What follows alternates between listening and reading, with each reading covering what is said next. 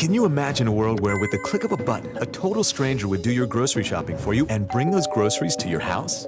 You probably can't. It is, after all, the world we currently live in. But can you imagine this world, say, 20 years ago? Well, somebody did. Because before there were services like Instacart, there was WebVan.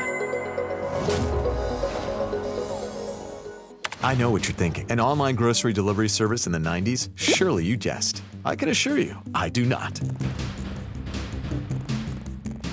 Our story begins in 1996, when Louis Borders started raising capital for his new business, Intelligent Systems for Retail. RIWT trivia moment: what other famous company did Louis Borders found? If you said the Borders bookstore chain, then you were listening to his last name. Along with his brother Tom, they started Borders as a single store in the early 70s when they were in college and sold it as a national chain in 1992. But this is about more than books, because in a time when Amazon was selling only books, Louis envisioned his new company as a vast delivery service that handled all types of online orders. But for some reason, he decided to start out with the most difficult: groceries. Still, people bought in a big way. Within a few months, he had raised $1.2 billion. The new company invested in state-of-the-art fulfillment centers, and in 1999, they were up and running and ready to bring home the bacon. So why did this fresh idea fail to deliver? Okay, there were, count them, 3 huge problems. Huge problem number 1, the management team had no grocery experience.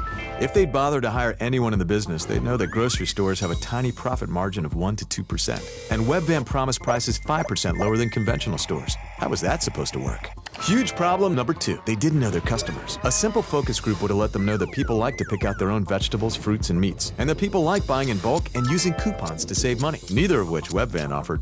Huge problem number 3, they tried to get way too big, way too fast. Rather than learn the lessons of one market, they immediately planned to invest an additional $1 billion in warehouses and expand to 26 cities by 2001. And they still weren't making money. At its peak in 2000, WebVan had $178 million in sales and $525 million in expenses.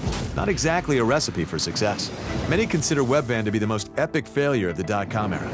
They burned through $1.2 billion in just 2 years and shut down in 2001. I wonder if Borders has nightmares about Amazon to this day. First, they ran his bookstores out of business. Then they realized his vision for an online company that delivers almost everything. But WebVan wasn't a complete failure. Wait, yes it was. It was an absolute and complete failure. But it was also a complete failure that helped make companies like Amazon and Instacart very, very successful by learning from their mistakes. And say it with me one more time: $1.2 billion. Listen, if you like delicious, decisive defeats like WebVan before services like Instacart, then you'll love more stories of people with the right idea at the wrong time. When you experience the brutality of the dot-com era and the savagery of the browser wars in Valley of the Boom. Sundays at 9 on National Geographic.